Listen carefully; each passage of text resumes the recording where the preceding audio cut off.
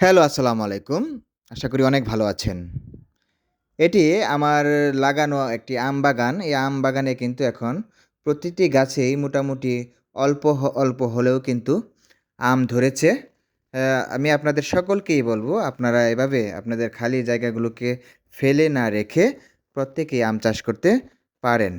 আম চাষ করার মাধ্যমে কিন্তু আপনি এখান থেকে আম খেতে পারবেন।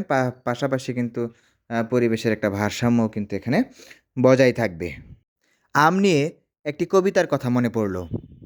আম গাছ, চৈত্র মাসে আম গাছে আমের মুকুল ধরে, বৈশাখে কাঁচা আম গন্ধে যে মন ভরে, বিকেল বেলায় হঠাৎ কালবৈশাখীর ঝড়ে আম গাছের ওই কাঁচা আম মাটিতে ধুম পড়ে। ছুটে যায় ছেলে মেয়ে আম নিতে কুড়ে, সবাই মিলে হল্লা হাঁটি, কে নেবে আম কেড়ে। জ্যৈষ্ঠ মাসে আম পাকে খেতে অতি অতি মিঠা, লাল শালু পাকা আমের রসে হয় পিঠা। আষাঢ় মাসে বাদলা দিনে পড়ল গাছে বাজ, গাছের নিচে কেউ আসে না, গাছ যে নীরব আজ।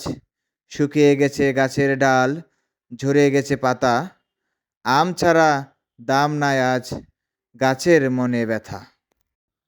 আগে একটা সময় আমরা কিন্তু প্রত্যেকেই আমের সিজন, যখন কালবৈশাখী ঝড় হতো, তখন কিন্তু আমরা আম কুড়ানোর জন্য কিন্তু আমরা গাছের নিচে যেতাম এবং সেখান থেকে কিন্তু প্রচুর কাঁচা আম আমরা নিয়ে আসতাম।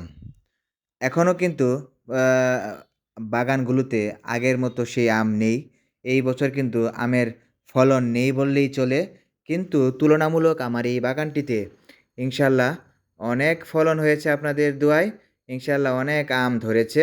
আপনারা সকলেই দোয়া করবেন আমার এই আম গাছটিতে যেন আমি ভালোভাবে পরিচর্যা করতে পারি এবং আগামীতে এর চেয়েও যেন বেশি আম ধরে। ইনশাআল্লাহ আপনারা সকলেই দোয়া করবেন।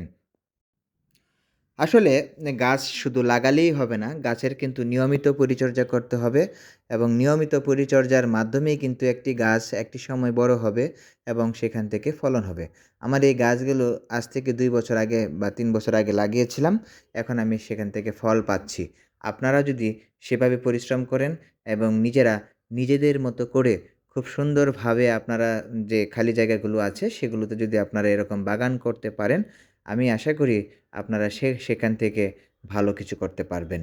আর এই আম বাগান করার শখ কিন্তু সবার থাকে না। এটা আমার একটা শখ ছিল। এইজন্যই কিন্তু আমি মূলত আম বাগান করেছি এবং এখান থেকে কিন্তু মোটামুটি যে আমগুলো আপনাদেরকে ভিডিওর মধ্যে দেখালাম, এই প্রতিটি গাছেই কিন্তু এরকম অল্প করে আম এসেছে। গাছগুলো যখন আরও বড় হবে, আশা করি এখান থেকে আরও বিশাল বড় আম আমরা এখান থেকে নিতে পারবো। আপনাদের অবশ্যই ভিডিওটি ভালো লাগলে শেয়ার করবেন এবং সবাই উদ্যুক্ত হওয়ার চেষ্টা করুন ইনশাআল্লাহ।